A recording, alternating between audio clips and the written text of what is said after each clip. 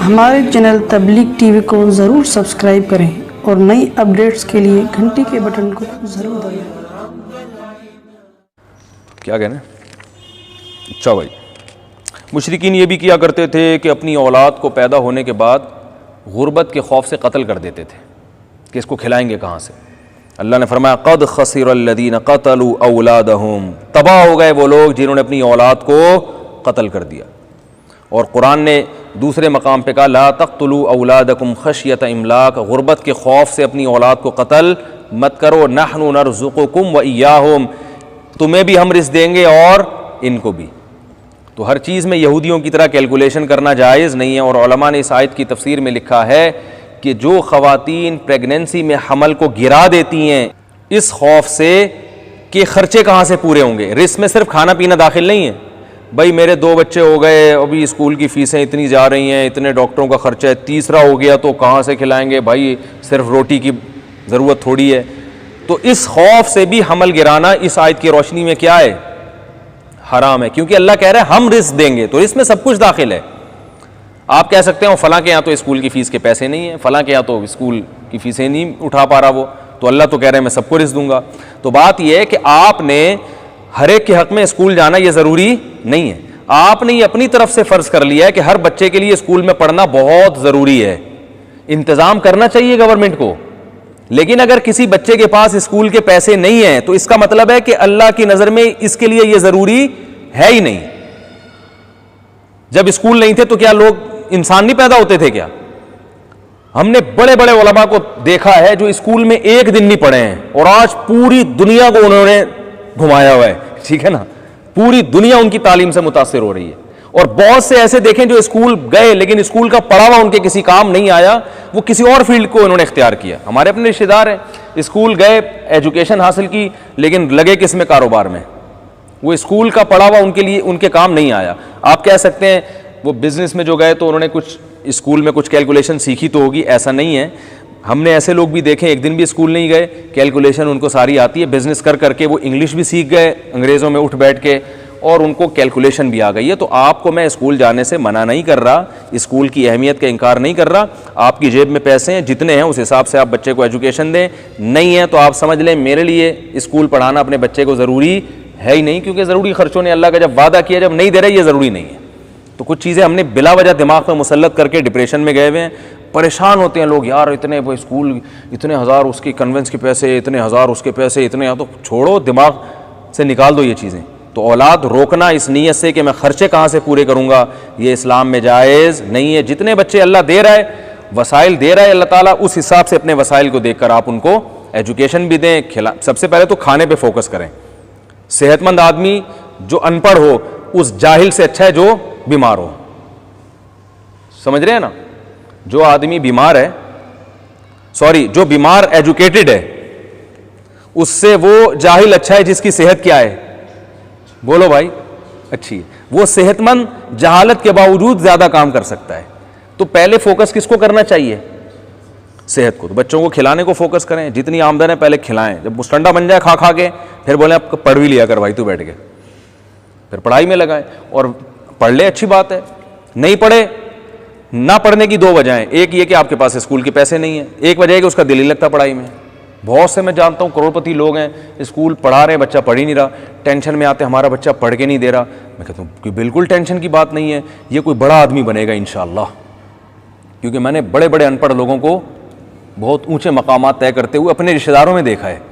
मैंने अपने रिश्तेदारों में देखा है पढ़े लिखे वो पीछे रह गए, अनपढ़ को क्या गया, वो कंप्यूटर पे जाके बैठ के ना नेट का चीता बन गया वो ठीक है ना। वो ऐसे ऐसे सॉफ्टवेयर बना रहा है, कहीं से उसने नहीं पढ़ा, उसको बाहर की कंपनियां ऑफर कर रही हैं, यार ये सॉफ्टवेयर बना के दे दो, इसके इतने पैसे ले लो। तो फन की वैल्यू होती है, समझने, हर चीज एजुकेशन नहीं होती। तो फिर भी मैं बताऊं, पढ़े लिखे अच्छे आदमी बने, लेकिन जितने वसाइल अल्लाह ने दिए उसके हिसाब से। नहीं है तो बोलो टेंशन लेने का नहीं है। जो दिल लग रहा है पढ़ने में तो पढ़े, दिल नहीं लग रहा पढ़ने में तो टेंशन न ले, कुछ और काम करे वो। तो मैं नौजवानों को कहता हूँ भाई पढ़ाई में दिल लग रहा है तो पढ़ो, नहीं लग रहा तो ज़बरदस्ती ना लो यार, कुछ और काम करो। हर आदमी को अल्लाह ने पढ़ने के लिए पैदा नहीं किया, बहुत सारे लोग दूसरे काम भी करेंगे, तो आप दूसरा काम कर लो। लेकिन आज वालिदैन को देखो, बस ज़बरदस्ती बच्चे को सर पे मुसल्लत हैं, पढ़ पढ़, खुदकुशियाँ हो रही हैं भाई। तो वजह क्या है कि एक गलत चीज़ दिमाग में बिठा ली है कि मीडिया ने भी ना एजुकेशन हर एक के लिए ज़रूरी। यकीनन एजुकेशन ज़रूरी है, मगर कौन सी एजुकेशन? एजुकेशन तो ज़रूरी है, मगर एजुकेशन जो ज़रूरी एजुकेशन है उसमें हर किस्म की एजुकेशन स्कूल से नहीं मिलती, माहौल से मिल जाती है। एक कारोबारी आदमी के लिए कारोबार की एजुकेशन ज़रूरी है और वो तजर्बे से उसको ज़्यादा हासिल होती है, MBA करने से या IBA यूनिवर्सिटी में पढ़ने से हासिल नहीं होती। मैंने IBA यूनिवर्सिटी में तिजारत पे बयान किया था, मैंने कहा एक बात कान खोल के सुन लो। उन स्टूडेंट से मैंने कहा था कि जो बिज़नेस पढ़ता है वो बिज़नेस के अलावा दुनिया का हर काम कर सकता है, ये जहन में रखना। वो किसी बिजनेसमैन के पास जॉब तो कर लेगा, बिजनेस नहीं करेगा। बिजनेस करने वाले अक्सर मैंने अनपढ़ देखे हैं। पठानों में बिजनेस बहुत है ना, एजुकेशन का उनमें इतना ज़्यादा रेशो नहीं है। जापान में शोरूम है पठानों के, आप कोयटा के मुझसे मिलने के लिए आते हैं बहुत सारे, कोयटा से पठान, पेशावर से पठान। तुर्की में एक पठान से मैं मिला, मैंने कहा क्या कारोबार है? कह रहे वो कीमती पत्थर है ना, वो यहाँ बेचता हूँ मैं। वो करोड़पति आदमी।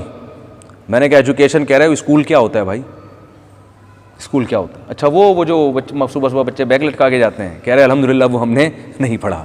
अगर पढ़ रहे होते अब तक वो पतलून पहन के किसी ऑफिस में जा रहे होते, तुर्की में ना घूम रहे होते और वो बिजनेस करते हुए। तो वो उसके पास कहने को तो एजुकेशन नहीं है, लेकिन बिजनेस की एजुकेशन उसके पास है, जो इसने तजर्बे से। इधर एक कबाड़ वाला है, आपको मिलाऊं मैं, रोज की उसकी मेरा ख्याल है 1.5-2 लाख रुपए तो कहीं भी नहीं है। ये तो वो है जो उसने मुझे बताई, वरना पूरी आमदन बताता कौन है। 40-40, 50-50 लाख की गाड़ियां लेके घूम रहा होता है, इंग्लिश भी बोल लेता है, चेक कितने हैं उसके पास, आप उसको देखें आप कहोगे कहीं से पढ़ा लिखा लगता ही नहीं है। अकाउंट इतने खोल के रखे हुए हैं उसने। जब आप उससे पैसे लेने जाएंगे, यार बैंक अल हबीब का चेक दे दूं, मिज़ान बैंक का चाहिए, कौन सा आपको कौन सा अच्छा लगेगा? तो क्या है? तजर्बा। लोहे को बेचना शुरू किया और बेचते बेचते स्टील मिल से माल उठाना और पता नहीं दुनिया भर में बिजनेस। दुबई में गया, एक ताजर से मेरी मुलाकात हुई, इंडिया के थे वो, अरबपति ताजर, करोड़पति तो होंगे, अरबपति ना भी हों। यहूदियों के साथ बैठे हुए हैं, वो डायमंड का बिजनेस कर रहे हैं। मैंने कहा क्या? कह रहे मैं तो स्कूल से भागता था भाई, स्कूल कभी तमीज़ से मैं नहीं पढ़ा। कह रहे मैं स्कूल से भागता, जेब खर्ची मिलती थी कुछ खरीद के, उससे बेच देता था मैं। अभी भी मेरे राब्ते में एक दिन मैंने ऐसी उनके फ़ज़ाइल बयान किए, उनका फ़ोन आया, कह रहे हैं आपने तो पूरा मेरा कच्चा छट्टा खोल दिया। मैंने कहा किसी को क्या पता, और पता होगा तो आपकी तारीफ़ करेगा, देखो कितना ज़हीन आदमी है। तो उन्होंने क्या किया, स्कूल से भाग रहना शुरू कर दे कहीं आप लोग। हाँ, मैं बता रहा हूं कि अगर पढ़ाई के पैसे हैं, पढ़े नहीं है तो टेंशन ना लें। ये मेरा हदफ असल में ये समझाना है, टेंशन फ्री जिंदगी गुजारो।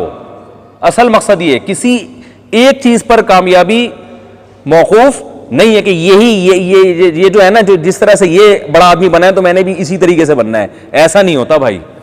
कोई किसी तरीके से, कोई किसी तरीके से बनता है। तो वो क्या है, वो कहते हैं कि मैं तो भाग जाता था स्कूल से, घर में कभी जेब खर्ची मिली, अब्बा से 50 रुपये मिल गए, तो कहते हैं मैंने शुरू से बिजनेस माइंड था, जाके कुछ खरीदा और किसी को पहना दिया। पहनाने का मतलब ये नहीं कि थोड़ा महंगा करके बेच दिया, हमारी कराची की टर्म में पहनाना कहते हैं इसको।